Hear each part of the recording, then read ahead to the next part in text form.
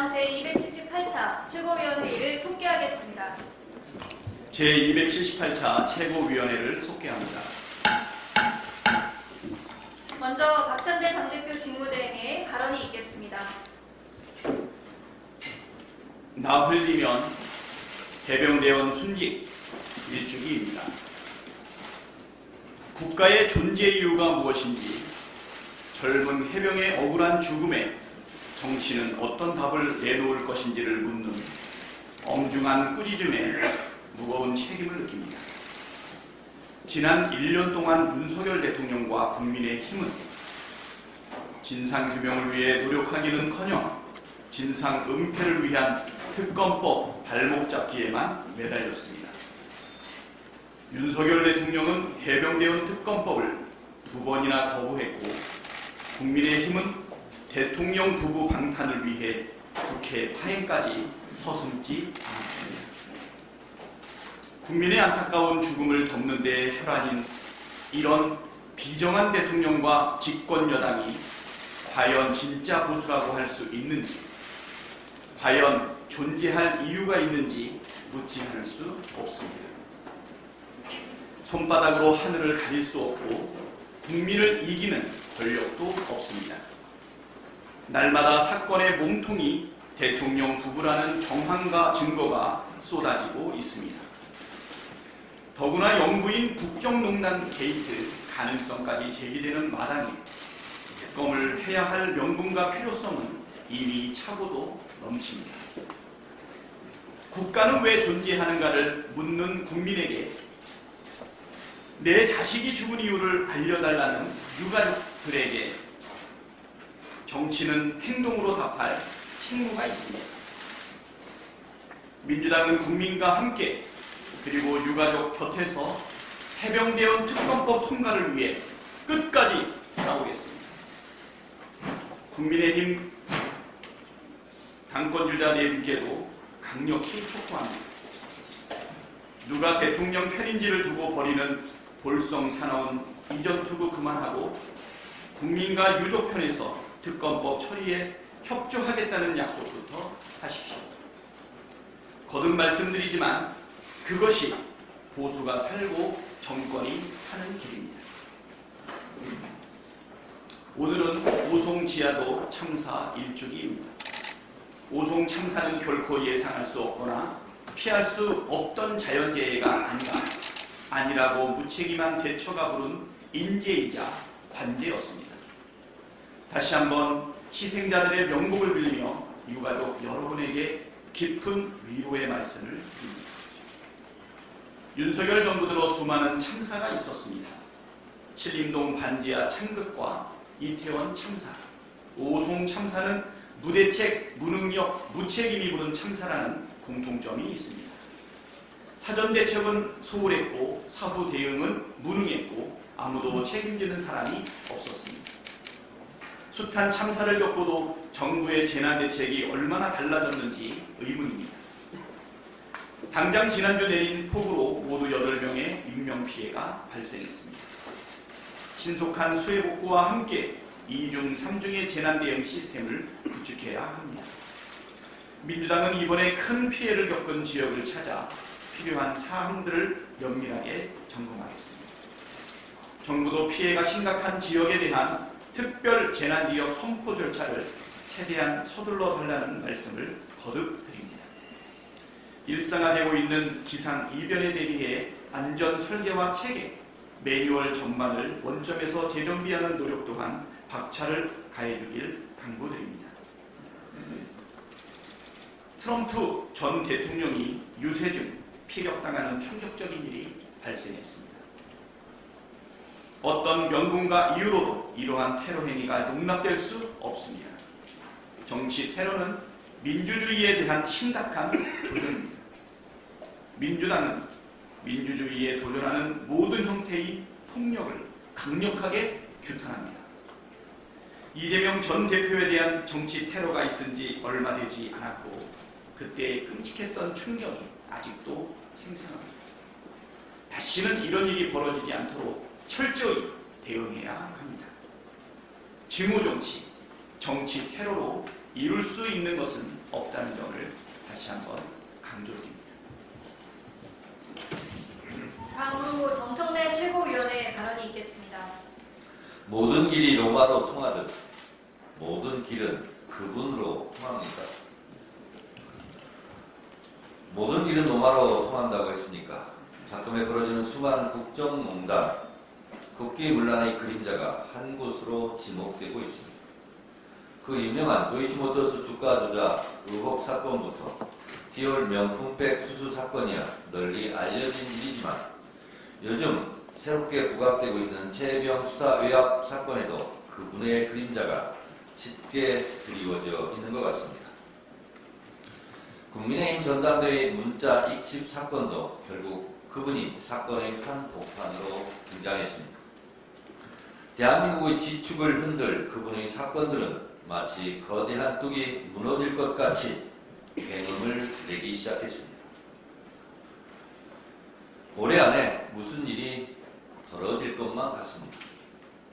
모든 길이 로마로 통하던 많은 일들이 그분으로 향하고 있습니다. 그분은 누구일까요? 더 커진 당원의 힘으로 김건희 정권을 반드시 무너뜨릴 것입니다. 어제 민주당 최고위원 예비경선에서 등장한 김건희 정권이란 말이 이제 새삼스럽지도 않습니다. 이명박 때 만사 형통이었다면 윤석열 때는 만사 영통입니까? 임성근 사단장 구명 로비에 등장하는 VIP는 김계환 사령관일까요? 윤석열 대통령일까요? 아니면 김건희 여사일까요? V1은 누구이고 V2는 누구일까요? 대한민국은 윤석열 정부입니까? 김건희 정부입니까? 아니면 공동 부부 정부입니까? 참으로 한심하고 참혹합니다. 용산 대통령실은 눈에 뵈는 게 없습니까? 아니면 눈에 뵈는 게 많습니까? 법사위 소속 국회의원들이 대통령실을 찾아 윤석열 대통령 탄핵 청원 청문회 증인 출석 요구서를 전달했으나 그들은 국회의 공식 문서를 길바닥에 내팽개쳤습니다. 대통령이 마치 국회를 내팽개친 장면처럼 저는 보였습니다. 국민은 안중에도 없고 국회는 내동댕이 쳐도 되고 이를 지켜보는 언론에도 아랑곳하지 않았습니다. 눈에 뵈는 게 없는 겁니다. 그런데 속내를 보면 그들도 떨고 있는 것처럼 보입니다. 눈에 뵈는 게 안가 봅니다. 증인 출석 요구서를 그렇게 내팽개쳐야만 하는 속사정이 있습니까? 그것을 수령하면 안 되는 절박한 이유라도 있습니까? 증인 출석 요구서를 수령하면 대통령실 관계자가 국회 청문회에 출석해야 하고 출석하면 드러날 비밀이라도 있는 겁니까?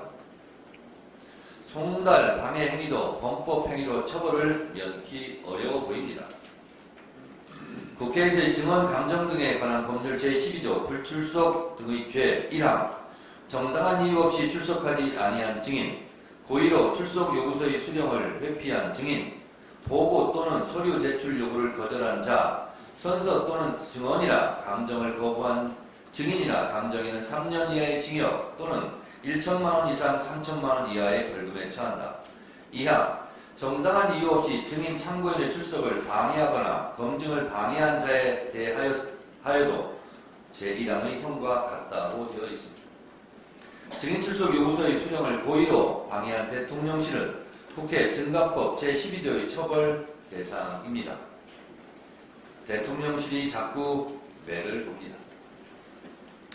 주말 동안 제가 헌법재판소 검사탄핵 변호사를 해임했다고 국민의힘이 저를 비난하던데 그 비난을 돌려드립니다. 지난해 여름 귀당의 가방위원장께서 헌법재판소 방송법 변호인을 해임한 적이 있습니다. 그때 귀당의 위원장께서 정당한 일을 했을 뿐이라고 했습니다. 저도 정당한 일을 했을 뿐입니다. 욕을 하든 칭찬을 하든 공평하게 합시다. 눈에는 눈, 이에는 이, 받을 만큼 돌려준 겁니다. 그런데 말입니다. 02809-7070 전화번호는 진짜 누구 겁니까? 혹시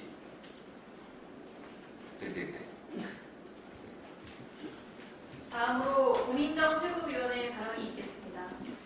충북 오송 공평 2 지하차도에서 안타까운 목숨을 앗아간 참사가 발생한 지 정확히 1년이 되는 날입니다. 하지만 아직 참사의 진상도 규명되지 않았고 책임지는 이도 없습니다. 최고 책임자들은 단 한 명도 기소되지 않았고 수사 과정은 유족들에게 단 한 번도 공개되지 않았으며 검찰은 시간만 끌고 있다는 게 무더위 속 두고술래를 하고 있는 유족들의 안타까운 목소리입니다. 유족들이 요구하는 것은 진상규명을 통한 재발방지 대책 수립과 책임자 처벌입니다. 그런데 너무나 당연한 조치가 1년이 넘도록 이루어지지 않고 있습니다. 뿐만 아니라 지금도 충남, 충북, 전북, 경북, 전국 곳곳이 수해로 고통을 호소하고 있습니다. 하지만 대통령은 보이지 않습니다. 지금이라도 빨리 특별재난지역으로 선포해 현장 피해 복구에 국가가 나서야 할 것입니다. 또한 전국의 소상공인과 자영업자들도 벼랑 끝으로 내몰리고 있습니다. 음식 배달 시장의 60% 이상을 점유한 거대 플랫폼 기업 배달의 민족이 다음 달부터 배달 중개 수수료를 9.8%로 3%포인트 인상하기로 했습니다. 기존 6.8%에서 무려 44%를 한꺼번에 올리는 것입니다. 2022년 기준 통계청 자료에 따르면 프랜차이즈 가맹점주들의 영업이익률은 6.6%에 불과합니다. 즉 대민의 중개 수수료가 가맹점주 영업이익의 1.5배에 달하게 되는 것입니다. 물가 상승과 경기 악화로 상중고를 겪고 있는 자영업자들은 플랫폼 기업들의 횡포에 폐업이냐, 울며 겨자 먹기식 운영이냐, 양자택일에 직면하고 있습니다. 소상공인과 자영업자들의 절박한 상황은 여러 수치를 통해서도 확인되고 있습니다. 서울시에 따르면 올 1분기 폐업한 외식 점포수는 5,922개로 1년 전에 비해 3%, 2년 전에 비해 무려 51.4% 급증했습니다. 또 소상공인진흥공단에서 폐업한 소상공인에게 점포 철거비를 지원한 건수도 상반기에만 13,000건을 넘어서 지난해 전체 지원 건수의 60%에 달하고 있습니다. 금융위원회 통계에 지난해 폐업자 수도 91만 1000명으로 1년 새 11만 1000명 불어나고 개인사업자 대출 연체율은 올 4월 기준 2012년 12월 이후 가장 높은 수준으로 치솟았습니다. 경기 침체 장기화와 고금리 고물가, 거기에 거대 플랫폼 기업의 횡포까지 소상공인 자영업자들은 지금 한계에 맞닥뜨리고 있습니다. 코로나 때보다 더 힘들다는 비명이 여기저기 새어나오고 있지만 국가는 아무것도 하지 않고 있습니다. 그런데 윤 대통령은 최근 소상공인 25조 원 규모의 자영업자 종합대책을 발표했지만 숫자를 부풀린 속빈 지원 대책이라는 비판이 일었습니다. 결국 기재부가 전체 재정 투입 규모가 5조 원 수준이라고 보도자료를 냈고 또 그마저도 금융지원 등을 제외하면 정부가 밝힌 재정세제 지원 규모는 1조 원에 불과하다고 합니다. 정부는 오송 참사의 재발방지 대책 수립으로 국민의 안전을 지키고 폭력적 배달 수수료 문제를 해결해서 경제 참사를 이열에 방지해야 할 것입니다. 다음으로 서영교 최고위원의 발언이 있겠습니다. 전국의 폭우 피해가 이만저만이 아닙니다. 이런 정도의 폭우는 없었다는 게 피해 주민들의 이야기입니다. 살다 이렇게 엄청난 피해는 처음이다라고 이야기합니다. 윤석열 대통령이 되고 폭우가 훨씬 더 심해졌다. 윤석열 대통령이 되고 재난이 훨씬 더 많아졌다. 윤석열 대통령이 되고 사고가 너무 많다. 이런 이야기가 있습니다. 민심이 천심이라는데 윤석열 대통령이 민심을 받들지 않으니 천심이 분노하고 있는 것 아닌가 이런 얘기도 합니다. 이렇게 엄청난 재난으로 국민들이 고통받고 아픈 이 상황에서 재난 복구도 제대로 되고 있지 않은 이 상황에서 대통령은 호놀로를 떠났습니다. 그리고 대통령은 제대로 대책을 세우지 않았습니다. 여러 번 이야기를 했지만 대통령 지시사항은 딱 한 줄이었습니다. 이번 장마에도 피해 대비를 철저히 할 것. 대통령의 지시사항은 딱 한 줄이었습니다. 이번 장마에도 피해 대비를 철저히 하고 피해가 올 때는 확실히 복구하고 피해가 커지면 재난지역을 선포하고 등등 해야 될 많습니다. 피해 대비를 철저하기 위해서 지자체장이 현장으로 나가라, 하수도 시설은 제대로 되어 있는지, 물 빠지는 시설은 제대로 되어 있는지, 댐은 제대로 되어 있는지 보라고 해야 함에도 불구하고 대통령은 딱 한 줄 남기고 해외로 출행당했습니다. 그런데 지금도 대통령은 제대로 복구하고 있는 일이 없습니다. 빨리 곳곳에 재난지역을 선포하고 그리고 예산을 내려서 복구할 수 있도록 해야 합니다. 피해자들에게 보상도 제대로 해야 합니다. 대통령이 빨리 움직이지 않으니 저희 더불어민주당이 더 빨리 움직이도록 하겠습니다. 국민 여러분, 아프시지만 피해 복구에 전력을 다해주시고 오늘 이 얘기 꼭 하겠습니다. 혹여 우리 장병들이 그리고 혹여 우리 공무원들이 피해를 복구하거나 실종자를 수색할 때 꼭 안전장비를 갖추고 실종자를 수색하고 수해 복구 작업에 임해주길 당부드리겠습니다. 최수근 상병이 딱 이맘때였습니다. 딱 7월 19일 수해 복구에 나갔다가 실종되었고 목숨을 잃었습니다. 그런데 그 잘못한 것을 사단장이 인정하고 처벌받으면 그만입니다. 그러면 될 것을 거기에 이종호가 괜히 개입을 해가지고 이 사단이 났다라고 말을 하는데, 이종호가 괜히 개입을 했는지, 윤석열 대통령이 전화를 받았는지, 그래서 국방부 장관에게, 국방부 차관에게 그 난리치는 전화를 했는지, 그리고 자꾸 어른거리는 이종호가 함께했던 김건희 여사의 그림자는 대한민국을 더 병들게 하고 있습니다. 지금 우리가 이거 이야기해야 할 때입니까? 그런데도 이 상황이 만만치가 않습니다. 오늘은 이런 이야기를 해보겠습니다. 임성근 사단장이 지시도 잘못했고 지휘도 잘못했고 지도도 잘못했습니다. 경찰의 발표에 의하면 직권남용이 아니라 월권행위라고 합니다. 월권행위는 여러분 과실치사를 넘어 살해행위 아닙니까? 임성근 사단장에게 물었습니다. 병사들이 안전장비를 갖추지 않고 물속에서 실종자를 수색하는 장면을 보고 공부활동이 잘 이루어지고 있구나 라고 사단장이 답한 거 아니냐 라고 했더니 그 사진을 못 봤다고 합니다. 그 사진이 있었음에도 불구하고 보지 않았다면 그것이 확실한 과실치사인 것이고 그것이 확실한 무능력입니다. 보고도 실종자 수중 수색을 지시했다고 우리는 판단하고 있습니다. 그럼에도 불구하고 아니라고 거짓말을 하고 있는 임성근 사단장에게 보고했으면 살해행위고 보지 않고 했으면 그게 과실치사다 이렇게 이야기하겠습니다.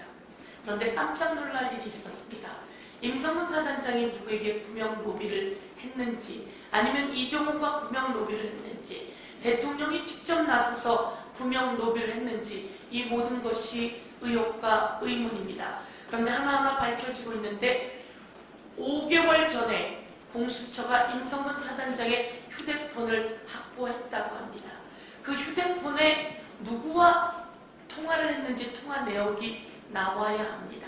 그런데 아직도 나오고 있지 않았습니다. 왜 그런가 우리는 궁금해 했습니다. 그런데 공수처가 그리고 군사법원이 그 통화 내역을 허가하지 않았다는 겁니다. 5개월 동안 말입니다. 그리고 임성근의 휴대폰에는 비밀번호가 걸려 있었다고 합니다. 임성근 이거 증거인멸 아닙니까? 잘못해서 이 세상에 이렇게 떠들썩한데 비밀번호를 걸어놓고 공수처에 제출한 거죠. 그런데 공수처는 말이죠. 5개월 동안 이 비밀번호를 풀 노력을 안 했던 거 아닙니까? 이제 7월 19일이 다가오고 증거인멸의 시간이 다가오고 있는데 말이죠. 이제서야 경찰에 포렌식 해달라고 공수처가 맡겼다고 합니다. 이제서야 군사법원이 통화 내역을 임성근 휴대폰의 통화 내역을 확보하라고 했다고 합니다. 임성근 휴대폰은 몇 대인지 그것부터 확보해야 한다고 제가 오늘 이 자리에서 이야기합니다. 임성근 휴대폰이 과연 한 대일까요? 여러 대인지 확보하고 그 가족, 그 주변의 지인, 그리고 그 임성근 사단장의 보좌관, 비서 등의 휴대폰에 포렌식 휴대폰의 통화 내역도 같이 확보해야 한다고 촉구하겠습니다. 그런데 말이죠. 또 놀라운 일이 일어났습니다. 임성근 사단장의 휴대폰을 5개월째 비밀번호도 풀지 못했고 그리고 통화 내역도 신청하지 못했던 그 공수처는 왜 그랬을까요? 그런데 그 공수처에 이 사건을 담당하는 그 검사가 블랙펄 인베스트 김건희 여사와 함께 주가 조작을 했던 추범, 김건희 가족의 계좌를 관리했던 추범, 이종호의 도이치모터스 주가 조작의 변호사였다는 겁니다.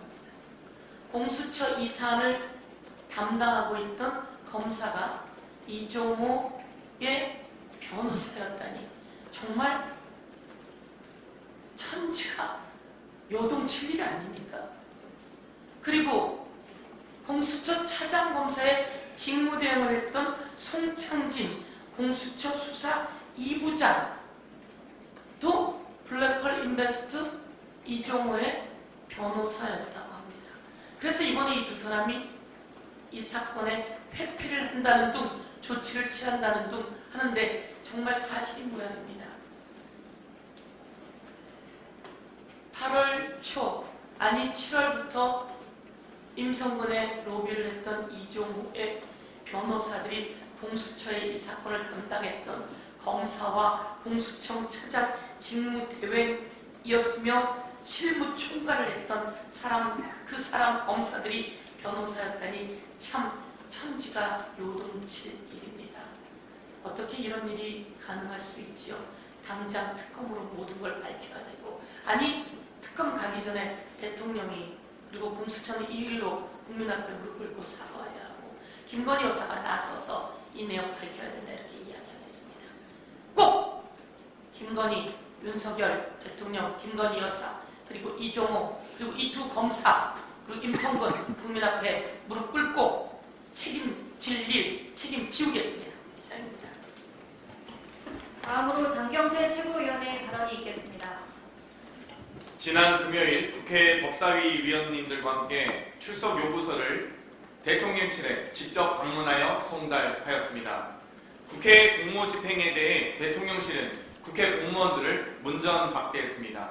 이에 야당 법사위원들이 직접 방문한 현장에서도 상황은 가히 충격적이었습니다.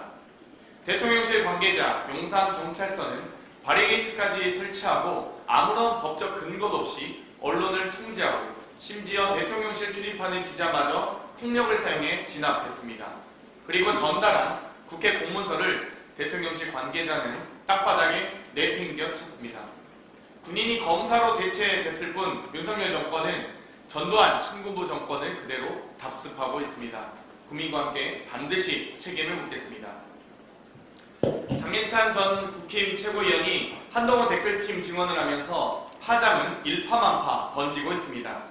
결론부터 말씀드리면 댓글팀 주장은 전대 개입이 목표가 아닙니다. 한동훈 당대표가 된다 한들 감옥 보내겠다는 엄포입니다.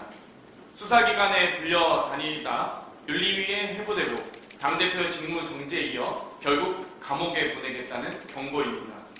양문석 의원이 한동훈 후보의 여론조작 의심 네이버 계정 24개를 확보하고 이들 계정에서 작성된 약 6만여 개의 댓글을 분석했습니다. 24개의 계정이 6만여 개의 댓글 다시느라 아주 고생 많으셨을 것 같습니다. 의심 계정들은 한동훈 후보가 법무부 장관으로 취임한 2022년 5월부터 본격적으로 활동을 시작했습니다. 주요 활동으로는 한동훈의 지지 댓글, 네거티브 대응, 정적에 대한 공격 등이 있었습니다. 6만여 개의 댓글 중 502개의 댓글은 오탈자, 기호, 띄어쓰기까지 100% 동일했고 방향성이 유사하게 변형된 댓글도 상당히 발견되었습니다. 이 계정들은 공통적으로 22년 5월 처음 댓글을 달기 시작했습니다. 하나같이 당시 한동훈 법무부 장관 관련 기사에 댓글을 단 계정들입니다. 이 댓글들은 각기 다른 계정이 거의 비슷한 내용으로 긁어붙였습니다. 심지어 사용한 기호의 개수마저 같습니다. 일부는 서두는 똑같고 후반부를 잘라내게 하거나 조금 고친 사례들입니다. 당연히 다 다른 계정들이 다른 시간에 조직적으로 작성됐습니다. 특히 이 댓글들은 한동훈 자녀의 입시 비리와 관련해 거짓 사실을 홍보하고 있습니다. 약탈적 저널에 올라온 것으로 알려진 논문들과 표절 논란이 있었던 기고문 모두 현재 삭제된 것으로 알려져 있습니다. 이 댓글들은 각기 다른 계정으로 각기 다른 시간에 100% 동일한 내용들을 조직적으로 댓글을 다는 것입니다. 한동훈 후보의 댓글팀 의혹은 조직적 조작이 있었다고밖에 볼 수 없는 증거들이 수없이 드러나고 있습니다. 특활비가 들어갔는지, 사설 댓글팀이 있었는지, 업무방해 행위와 여론조작 범죄에 대해 수사기관의 빠른 수사를 촉구합니다. 이상입니다. 다음으로 전은수 최고위원의 발언이 있겠습니다. 아무래도 윤석열 대통령께서는 하루빨리 조선일보부터라도 보셔야 할 것 같습니다. 조선일보, 중앙일보, 동아일보의 기류까지 심상치 않습니다. 제목만 말씀드리겠습니다. 조선일보 7월 9일자 칼럼 검찰 여태 뭐하다 지금 이전 대표 부부 소환에 논란 자초하나 7월 10일자 칼럼 문에겐 있었고 윤에겐 없는 것 7월 11일자 사설 정치평론가와 1시간 통화했다는 김여사 7월 12일자 칼럼 박근혜 정부가 왜 무너졌겠는가 7월 13일자 칼럼 김여사의 그림자 중앙일보입니다. 7월 11일자 사설 야당은 탄핵 추진하는데 여당은 오로지 집안 싸움만 7월 15일자 칼럼 김건희 여사가 만사가 된 기막힌 현실 동아일보 7월 10일자 칼럼 텔레그램 뒤에 김여사 사과는 국민 앞에 해요. 이미 한 곳으로 모이고 있는 해병대 특검과 도이치모터스 주가 조작 디올백 수수와 국민권익위의 봐주기 종결 처리 국민의힘 전당대회의 문자 파동 등 대한민국의 주요 이슈의 중심에는 항상 김건희 여사가 있습니다. 그러니 김건희 정권이냐는 명언까지 나온 게 아니겠습니까? 반부패 정책마저 김건희 여사로 인해 부패 루트가 새롭게 뚫렸다는 보수 언론의 사설이 올라옵니다. 법 앞에 특혜도 성역도 없다던 이원석 검찰총장 그럼에도 300만 원 디올백 받은 김건희 여사는 소환은커녕 조사조차 하지 않으니 공정과 상식에 어긋난다는 보수 언론 칼럼이 올라옵니다. 박근혜 정부 국정농단의 시류가 강하게 읽히는 7월 중순입니다. 국민의힘 전당대회에서 문자 일십으로 김건희 여사가 사과하려고 한 것을 막았느냐 아니냐가 논란이 되더니 이제는 유력 당권주자 한동훈 전 비대위원장의 댓글팀 의혹이 일파만파 퍼지고 있습니다. 댓글팀 의심 계정 24개, 6만여 댓글까지 확인되었는데요. 댓글팀 의혹 제기한 장예찬 전 최고위원도 장예찬 전 최고위원의 말대로 왜 고소 안 하는지 의문입니다. 이 정도 의혹이면 인지해서 수사 시작해야 하는 것 아닌가요? 불법 앞 평등은 없다고 하지요. 불법을 저질러 놓고 형평성의 논리로 자신의 행위를 정당화할 수 없다는 것인데 윤석열 검찰 정부 들어서서는 불법 앞 평등 없다고 해도 되는 것일까 하는 고뇌가 생깁니다. 집중호우 피해 여파로 충청권 지역이 심각하게 고통받고 있습니다. 짧게 말씀드립니다. 귀국하신 윤석열 대통령님 검토만 하지 마시고 신속한 특별재난지역 선포를 강력히 촉구합니다. 마지막으로 강민구 최고위원의 발언이 있겠습니다. 예, 강민구입니다. 대구의 먹는 물 문제입니다. 대구는 91년 페놀 사태 이후 94년에 디클로로메탄 검출, 2004년, 2009년은 다이옥신, 2018년은 먹는 물 원수와 구미공단 폐수를 처리하는 하수장에서 과부로 화합물 등이 검출되었습니다. 2022년 7월에는 독성 물질을 생산한 남세균이 수돗물에서 나오기도 했습니다. 이런 문제에 문재인 정부에서는 낙동강 본류물을 취수원으로 하는 대구, 부산, 경남 일부까지 안전한 물을 이용할 수 있도록 당시 한정혜 환경부 장관에게 특명을 내려 취수원 다변화 정책을 진행했습니다. 그중 제일 환경오염이 심한 낙동강 상류물을 먹는 대구는 취수원을 구미 해평취수원으로 옮기기로 하고 2022년 대선 직전에 김부겸 총리, 한정혜 장관, 권영진 대구시장, 이철우 경북도지사, 장세용 구미시장의 5자가 협약식을 하고 대구 취수원 다변화 사업을 확정했습니다. 구미의 지원책도 다양했습니다. 구미 해평의 기존 상수원 보호구역 확대는 하지 않겠다고 하고 환경감시원의 지역주민 채용, 대구시는 구미시에 일시지원금 100억 지급, 환경부는 공사 착공 때부터 매년 물 이용금 100억을 지원하는 등의 다양한 약속을 했습니다.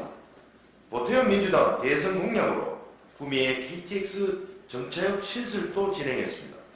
윤석열 대통령도 치수원 이전을 공약했습니다.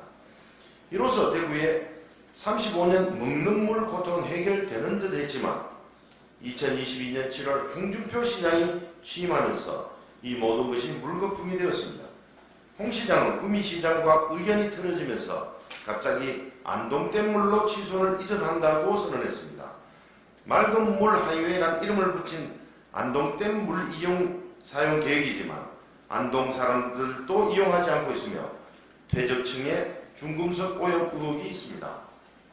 안동댐 상류는 1970년에 지어진 아연 재련소인 영풍 석포 재련소가 있고 이 재련소는 2018년까지 각종 오염물 배출로 집행유예를 받고 열악한 노동 환경으로 근로자가 사망한 대표적인 환경오염 기업입니다. 또 다른 문제점은 대구와 해평까지는 45.2km의 거리에 공사비는 3,900억 정도 들지만 대구와 안동은 110km에 2조 원이 넘는 돈이 소요된다고 환경부가 밝혔습니다. 공사기간도 2022년 협약대로 했으면 내년부터 착공해서 2028년 또는 2029년이면 대구에 깨끗한 물이 들어오지만 안동댐 물은 언제 취소할지 기약이 없습니다. 35년 세월 만에 깨끗한 물을 먹을 수 있는 기회를 홍준표 대구시장과 김장호 구미시장의 이견으로 무산될 위기입니다. 그런데도 7월 15일에 환경부와 MOU를 맺는 쇼나 생각하는 홍준표 시장은 속히 결정을 바꿔야 합니다. 민주당과 대구시 예산협조의 첫걸음은 치수원 이전 계획을 당초 계획대로 추진하는 것입니다. 대구 시민 240만 명이 매일 씻고 마시는 물 문제가 한 사람의 몽리로 틀어져서도 안 되고 절대 양보할 수도 없습니다. 이상 발언을 모두 마치고 당대표 직무대행께서 제278차 최고위원회의를 폐회하시겠습니다.